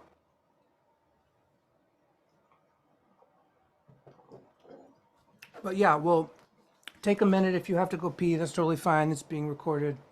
And we'll start to answer some questions sort of as to the best of my ability, and then we'll see where all this goes. So first question, yes, please unmute and ask a question. So I am one of those people that has never been able to do well in college courses because of the way my brain works and everything, etc. Blah blah. Is this something that I should forego as a result, or do you have a sense of, yeah? Well, I would have to ask, what is it about the college course that doesn't work for you? I mean, like, there's so many aspects. Totally. The only times that I've done well in situations like this is when I have like have an in-person, it's a collective participation, because I never do well kind of in the isolated student experience. So I'm curious, I don't know, maybe if there's like a Seattle cohort or something where we could work together maybe. or something like Yeah, that. I mean, yeah, part of it is that I can't do all the things that everyone wants, like there's a real, like we're all living in collapse. We're all fucking disabled. We're all fucking poor. Like I'm doing the best I can. What I can say is that like I thought about this for a long time, and what I came up to is that like if there's like there's just no way to mimic an in-person cohort, and that's why they cost so much fucking money. Yeah. Like to be really completely honest, like when I put all the pricing on the table and saw, and like I looked at like what my actual clown teachers do when they teach, and they don't even really teach this way. They teach in like either intensive bursts or like month-long fly to fucking Italy, do a thing, like they have intensive study bursts. They don't really do college course study. But I was like, what's going to work for Zoom? What's going to work for getting people to both have the immersive experience sometimes, but the long-term tracking and sort of testing, but it's not really testing, but it is like you have to create a final project. I don't fucking know what it is. Like the ability to have like a deadline and to work towards something and to iterate and to get feedback. That's what a college class does really well. And what the clown stuff and the sort of master apprentice style sort of does really well is that they basically fucking indoctrinate you over a very short, very intense period of time so that your worldview is totally altered. And you can't go back to believing that this other way of being that you were before is the right, true way of being. So I developed, and I developed this potential. It's a potential structure that over the course of 3 months has micro immersions and then sort of like checkpoint sessions. And each month has a different ratio of these immersive chunks and these more like spread out like checkpoint chunks, like a regular college class would sort of meet like once a week, twice a week, or something like, like a regular college class does that. So I'm trying to sort of do best of both worlds, but also like offer it at a price that's actually fucking feasible, Yeah, which is really fucking difficult. Like what I'm trying to do is really stupidly impossible in this culture. Like I would have to be independently wealthy to really do this yeah, justice. And then even if I was independently wealthy, I still wouldn't be able to meet every single learner exactly how they wanted to absolutely. learn, right? So this is just like a way of talking about like um, I don't know. Like if you really need the in-person thing, then the only way you would really be able to do it is apply with a cohort, and then you'd all have to sort of like get the application approved. Right. Because it is an application process. I'm not just saying, oh, whoever wants to do it. It's like, no, there's an application process because it takes a certain level of maturity and a certain level of stability to destabilize yourself in the way that I'm talking about in order to create a more whole self, which is the death clown. The development of the death clown does require a bit of deconstruction of the self that you already think you are. Yeah. And that's a destabilizing process. Do you think you'll ever offer this in person? I don't know, you're going to find me a grant. You know what I mean? Yeah. Like, it's very real. Like, it's Yeah. very real that, like, this kind of stuff is like, I'm not saying I'm special. I'm just saying, like, this, I know this would work. It would take time, effort, energy. And I don't know how I would do it in person. Yeah. Like, I would have to, like, 3 months, I'm going to have to be here. So, like, people going to come down to Portland? I mean, like, maybe. I mean, I'm open to what people can do, but I'm also like not expecting people to be able to do the thing. Because to really be able to do this, like when you see it, it's like I could go somewhere and do an intensive, but then I would have to leave and and then how would the check-ins happen? They would still have to happen digitally, There would unless people would travel. So the answer is like I'm not opposed to it. It's just the logistics of all this is kind of crazy. Absolutely. Can I ask one more Yeah, follow-up question? sure. Um, will there be any, I know it's a lot already, but will there be any kind of one-on-one check-ins throughout the course that you think is possible? Yeah, so currently what I've considered, so when you look at the application, you'll see sort of like pricing and commitment kind of ideas and stuff. And it's basically my best iteration now. I've been working on this for like over a month. I've gone through some drafts. I've come to sort of what I think is the best current iteration of the structure. It's like, this is what I can do. I've said that the one-on-ones would be more like reduced price private sessions. But people could also go, can we do like me and this person and we'll like split the cost and do like, like maybe like there's so many ways you can slice the toast, you know what I mean? It's just I'm not trying to give too many options because then that makes it seem weird and whatever. But you also have to recognize that like I'm not even going to schedule this until there's enough approved applicants, Mm, right? Because in order to do this well, I need to first approve that a person can pay it, has enough stability, knows what they're getting into, agrees to the waiver form, and then all those people will go into like a little Zoom huddle or something or an email thread, and then we would say, all right, this is the sort of preliminary cohort. Now we have to actually schedule this. right. And when it's scheduled, people still might go, oh, I got to drop out because I can't do it. And I'm like, okay, that's fine. But rather than do it on the front end, I'd rather do it on the back end because I'm flexible enough. If we had a cohort, I'd make it happen.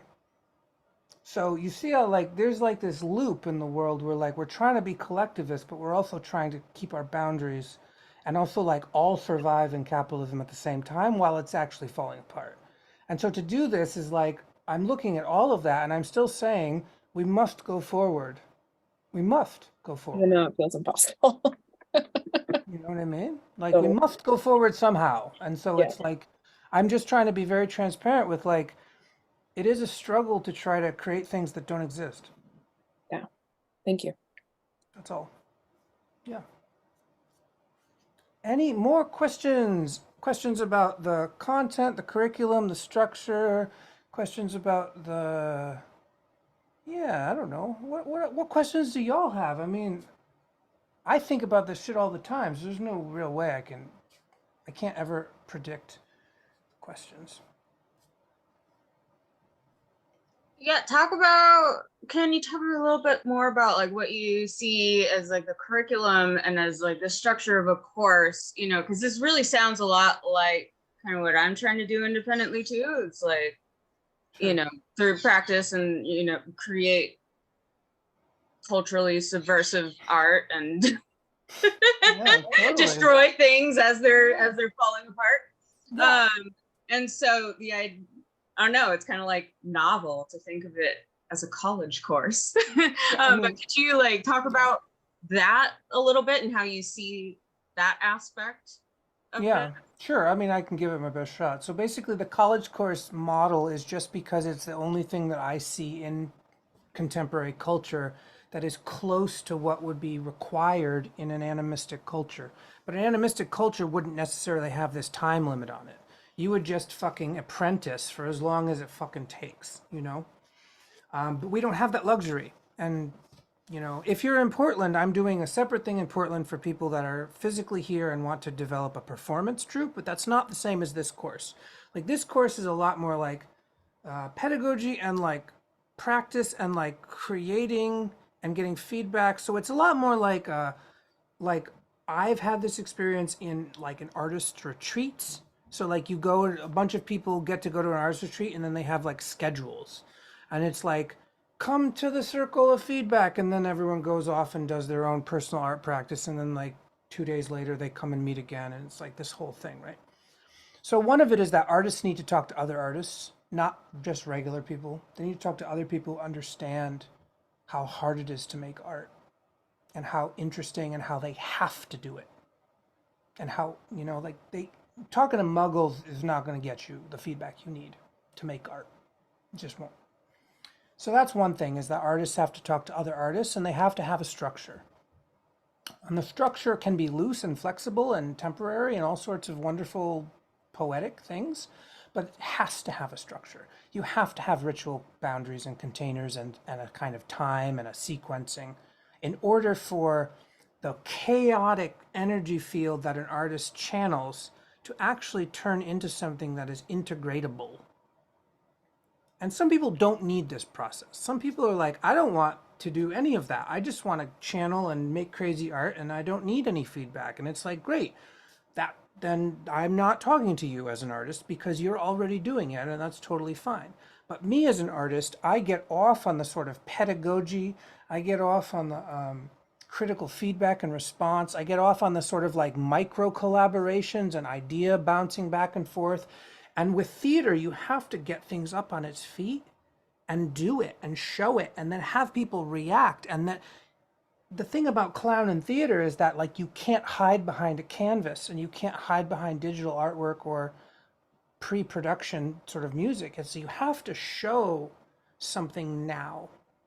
You have to sort of do some kind of performance art installation, real-time interaction.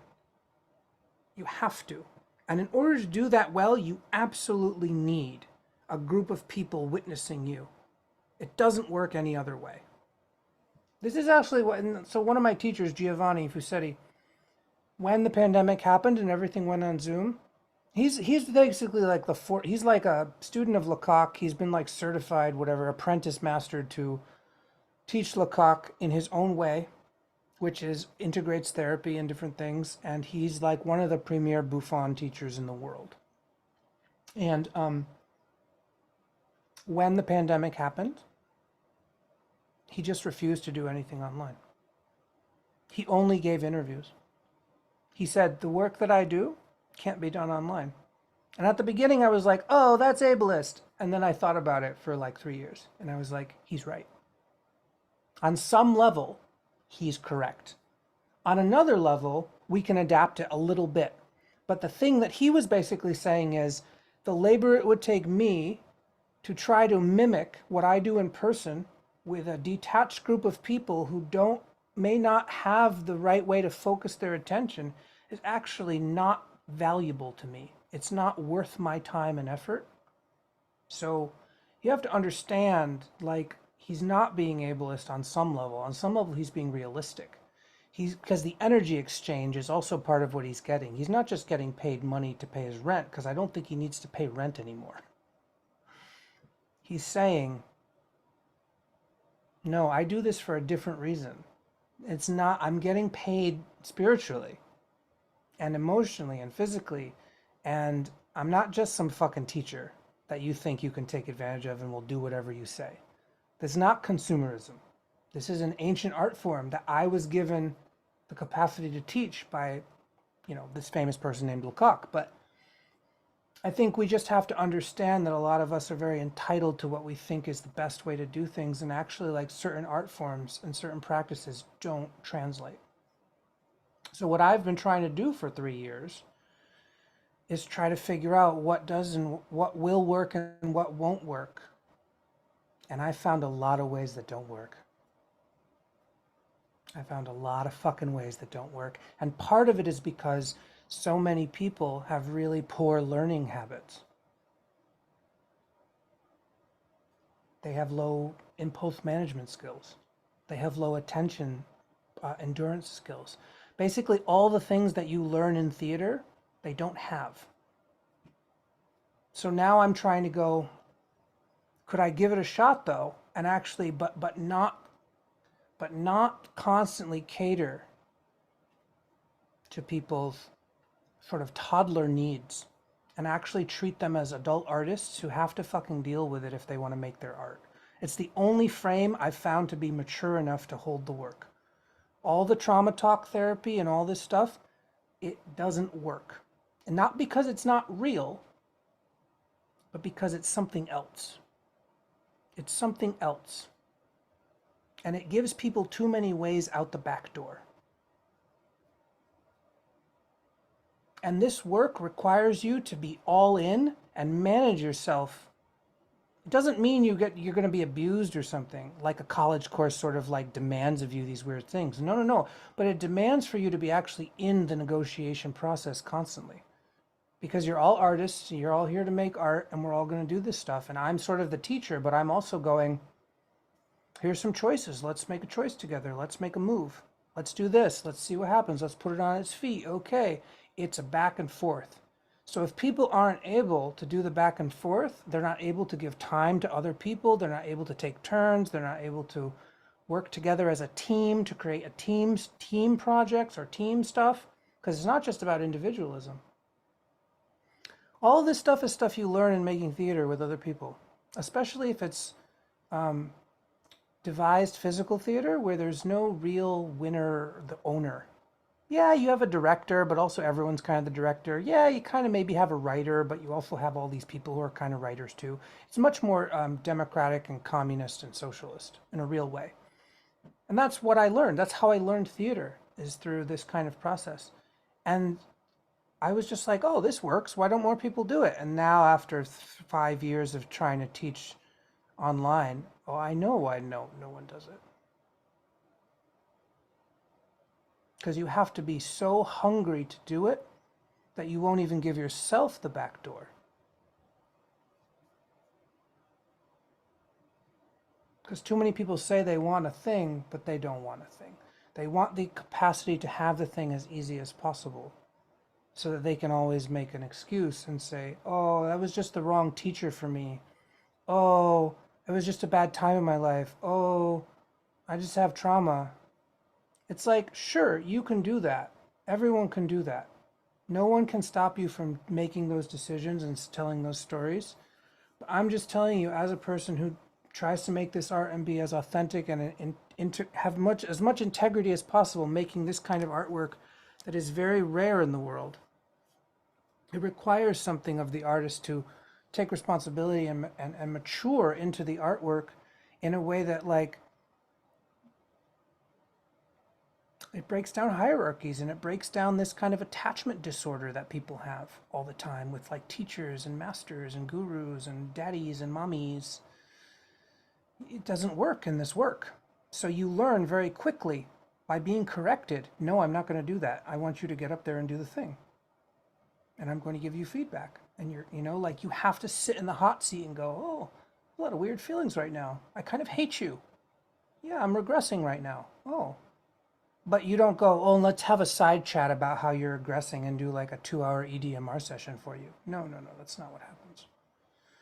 Like the ability to talk about the things that you need to talk about to make this kind of art that's about racism, art that's about sexism, art that's about prison industrial complex, art that's about the real political, social issues of today,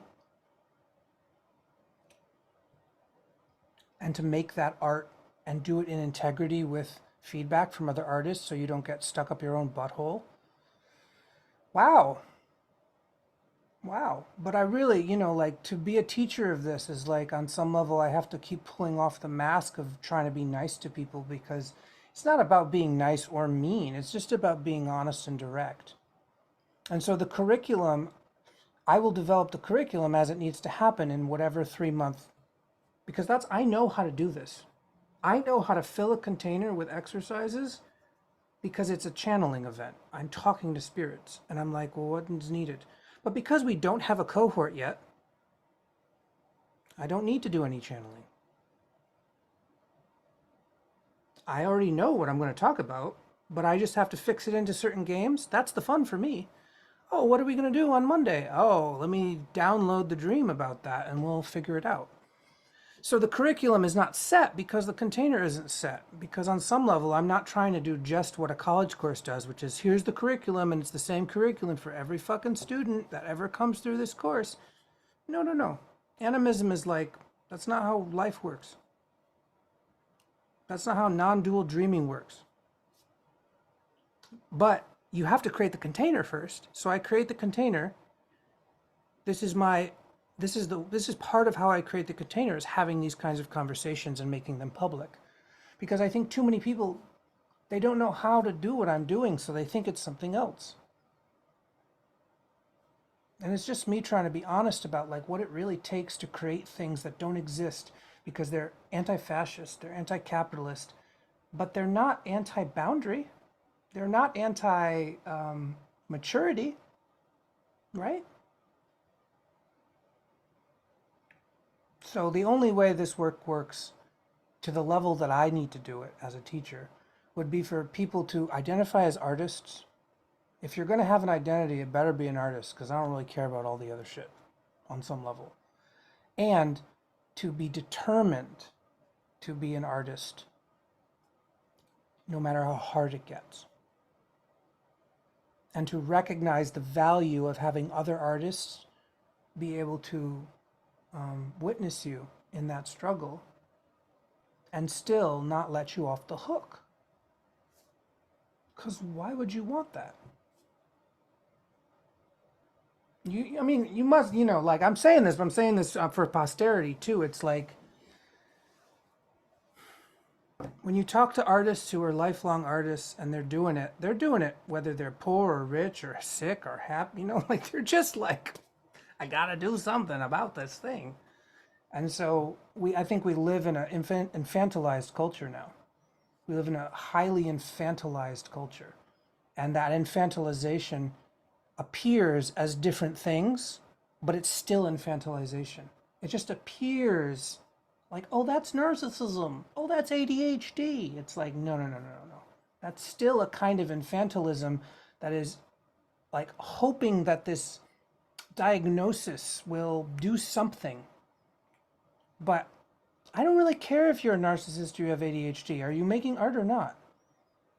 Make art with your ADHD. Make art with your narcissism. Make art with your hate. Make art with your love. Make art with... I don't fucking care. Like, all the best art comes from something powerful that is unmanageable on some level. All the best music you've ever heard comes from some crazy shit that someone couldn't deal with in regular life, so they fucking wrote a song about it. But we don't hear a lot of this because artists are like these special people over there. And I fell into that trap too, and I had to reclaim it for years. I was like, why do I think theater is this, but everyone's telling me theater is that? And then I do fucking years and years of research, embodied research, training, workshops, and I figure it out. Oh, I was always kind of right. I just didn't know how I was right. And now I know how I'm right. And now comes the kind of like, who's going to get on board this bus? Because I want to go over here. You know, and this is sort of like the gift I'm trying to give is like fast track the pedagogy and the history lesson so everyone can see how they fit into the model that I'm talking about and go, oh. And then when we go do Deathclown, you will still go, oh, I don't know if I like this. And it's like, I know. Yeah, like, I don't know if I like it all either. But that's not the point. The point is that the method does something that I've not felt any other method do as completely as this. And that largely has to do with the Buffon training, but it also has to do with all that death practice training. And when you put them together, it's like a very potent cocktail.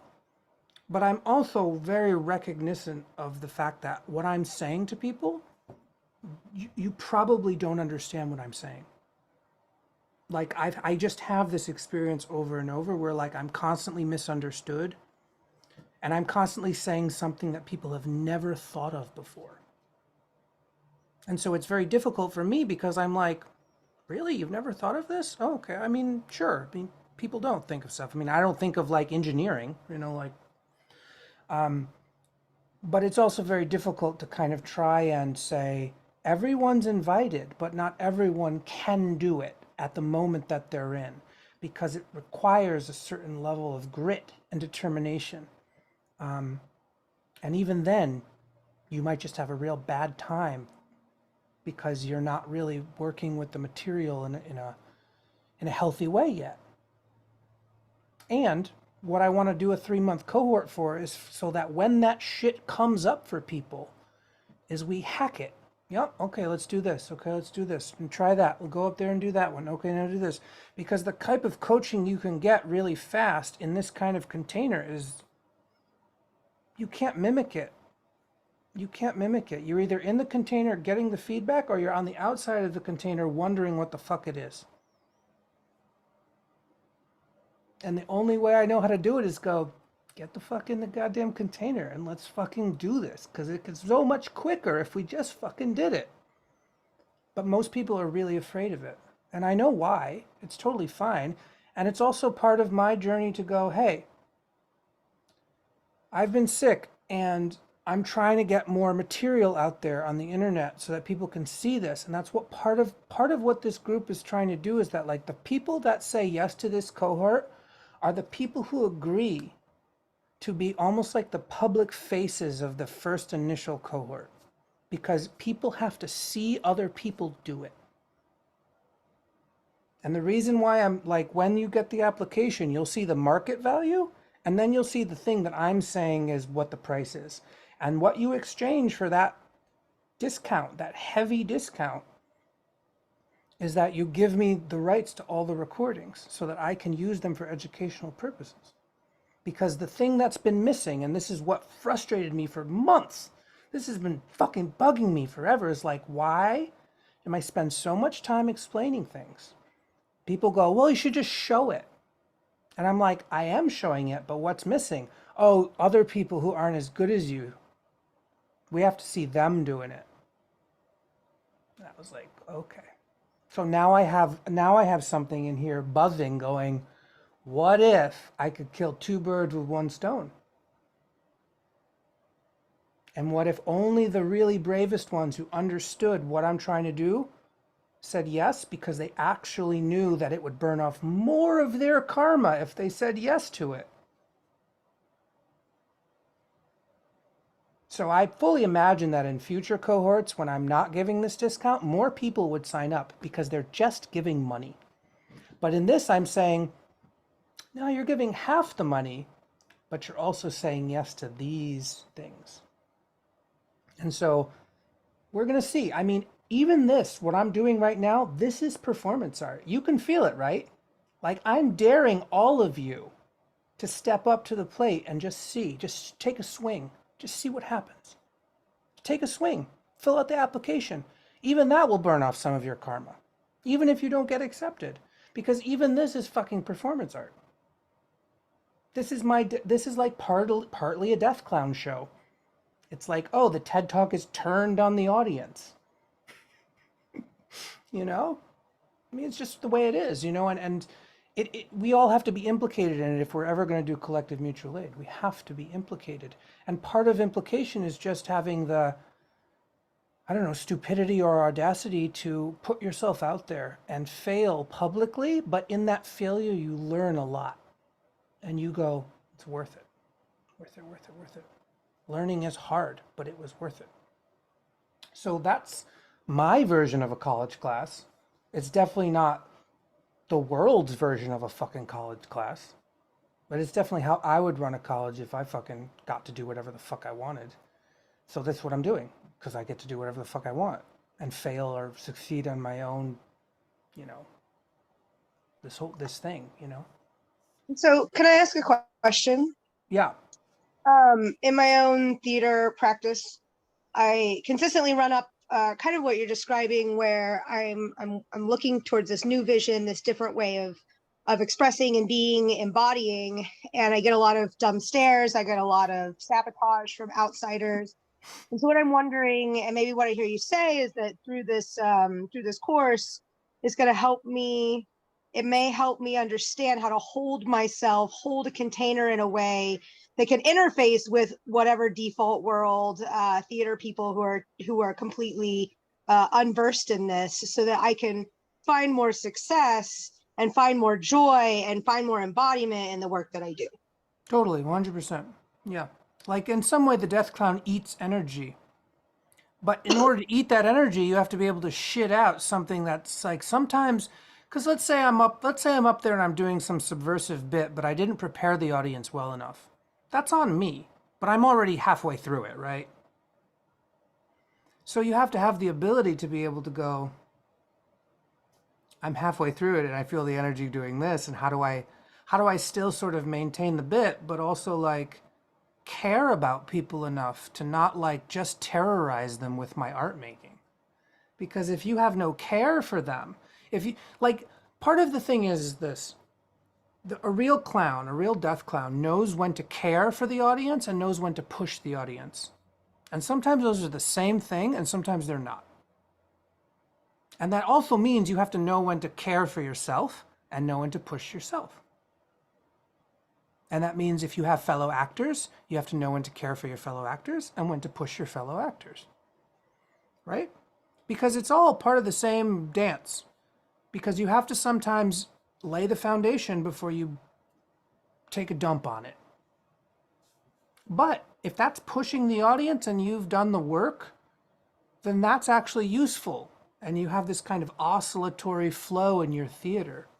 And sometimes a theater you're making might not be good for live theater. So you say, oh, I was just doing it in the wrong format. I'll make this into a video. I'll change my live performance and integrate the video. And that does something different to my work. Because it's not just about live performance. It's about the entire crafting of the entering and exiting of the experience. So this is game design, this is immersive theater design, this is curriculum design, this is how you get people to actually feel things that aren't just like hatred or fear. But hatred and fear can be useful in the right dose, because sometimes if you're doing a piece on racism, You might actually need them to feel hatred and fear and shame and self-loathing, but there's something else that's happening that's actually letting them move through it rather than dissociate from it. And all of this is possible, just depends on all sorts of factors. I'm just saying it's all possible. Nothing is off the table. I've done skits, I've done crazy satire skits about I'm biracial, like my dad's Afro-Puerto Rican and I look like this white guy because of my mom. And I've done bouffon skits where I switch between a black body and a white body. And I'm just doing it. And it's like, I'm sure many people are uncomfortable with that. But as a mixed race person, it was one of the best experiences I've ever had in theater. Is it possible for you to do something like that? I don't know. But I'm just saying, like, I know it's possible in a general sense to be able to eat energy and then transform it in the moment. And that's why I call it impro-devising. It's not totally improvisation, it's not totally devising, it's impro-devising. Eating energy and transmuting it and like figuring out how to do that in a playful, embodied way where you're not just shutting down or discharging or some other shit like that. Yeah, that's what the work does. Yeah, it's fascinating. I'm so glad I was sick in bed and caught this. Yeah, okay. I guess so.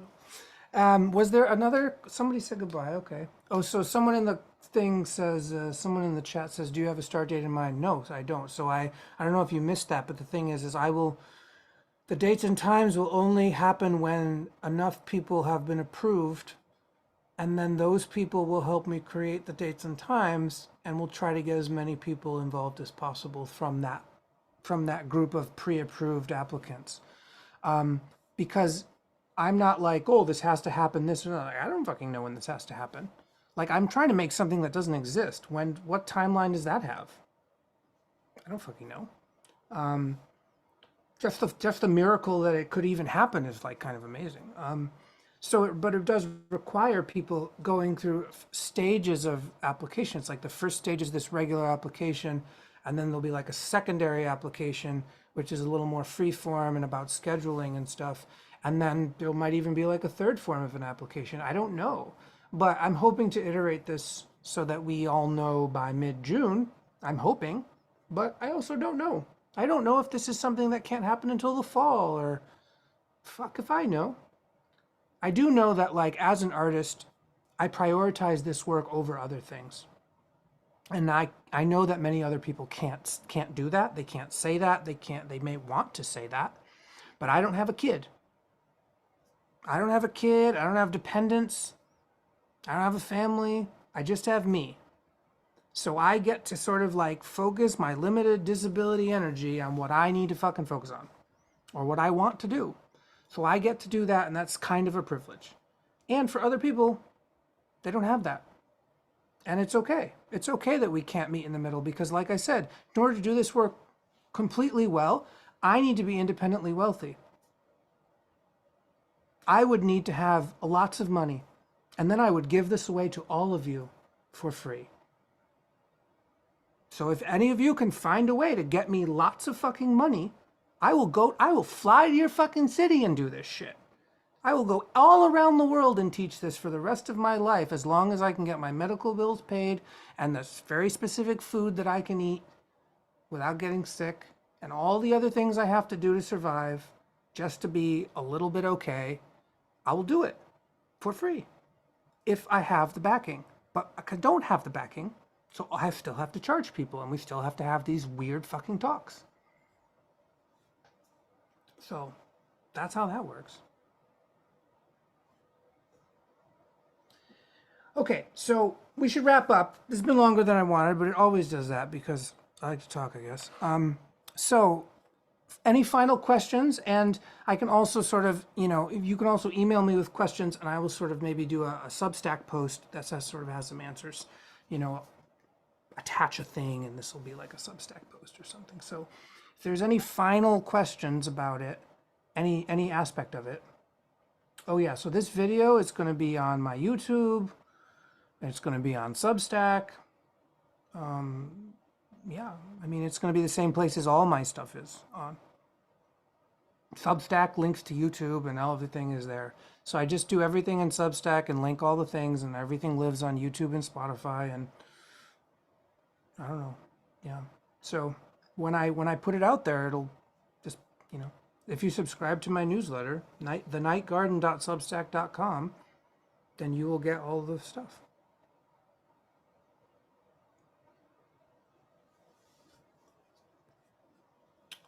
Any final questions? Yes. Hey, what's up? It does sound rad.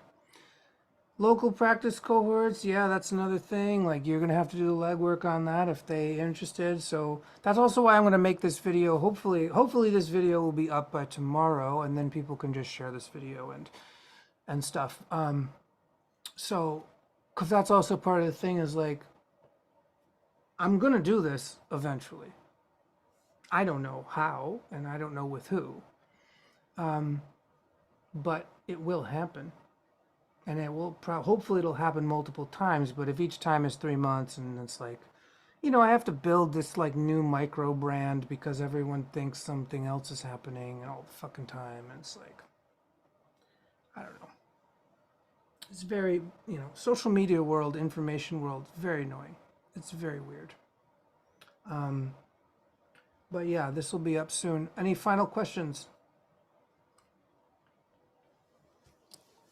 I'm gonna look here, see if I see any little hands raised. Doodly doodly doodly. Okay, so let me just say that we're the okay, so so this will be on 2 places. It'll be on Substack, and the Substack will have links to everywhere else, but I'll just see if I can get the webpage. So you'll also be able to go to animistarts.art, and then in the sort of drop down, in one of the drop downs, there'll be it'll say Deathclown Demo Group. And when you go to that page, you'll also see links to all the Substacks. You'll see this video, you'll see the link to the application process, and you'll see all the other stuff too. So it's going to live in this sort of like between the animistarts.art website and the Substack. There'll kind of be a back and forth. So if you definitely subscribe to the Substack, you get all the emails, and then the emails will have all the links to this stuff. So just so you know where you'll find it, it'll be a both and kind of situation. They'll sort of refer to each other. And then you can just feel free to share. I also have some new graphics that I've made for it so that people can go, oh, that's what that is. And so then I'll share those on Instagram and stuff, and people can sort of spread the word or just talk about how such a mean, crazy person I am, because that seems to be a hot thing to do. Just tell me that I'm a mean, crazy racist, Like, you can do that too. It's totally fine. It's all material, Yeah, the application will also be on the Substack / website. Yeah, grant write for me. I don't know how to do grant writing. I've never gotten a grant in my life. Fully independent artist my whole life. So I don't know how to do any of that stuff. I'd be willing to learn or like think about it at least with people if they were, down to help. But yeah, I mean, I'm super down to do this work. I just, I'm just a sick person. I have to fucking take medicine. All right, thank you all so much. Hopefully I'll talk to you later on the socials and everything. Thank you for coming to this absurdly long webinar. Stop the recording.